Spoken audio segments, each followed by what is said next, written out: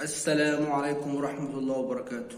طبعا بعد ماتش الزمالك وبيراميدز النهارده والزمالك فاز 1-0 بهدف مصطفى شلبي. كله استغرب من تغيير مصطفى شلبي بين الشوطين او في اول الشوط التاني. انا واحد من الناس قلت ازاي يطلع مصطفى شلبي ويعني ايه وهو الوحيد اللي كان محرك للهجوم في نادي الزمالك.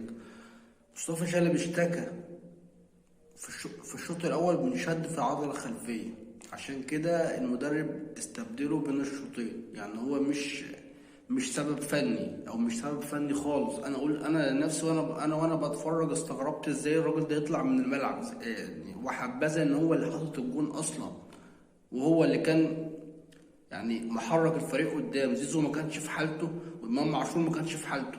هو عمرو السيسي اللي كان ماسك نص الملعب، ومصطفى شلبي هو اللي كان عامل عامل التحركات الهجومية كلها. فالسبب مش فني او مش فيورا بيألف زي التأليفات الأخيرة بتاعت الثلاث ماتشات اللي فاتوا، باستثناء ماتش الجيش. يعني مصطفى شلبي اشتكى في الدقيقة يعني قبل الشوط الأول ما يخلص ب10 دقايق أو ب8 دقايق، إن هو عنده شد في العضلة الخلفية. عشان كده تم استبداله بيوسف أسامة نبيه. والسلام عليكم ورحمة الله وبركاته.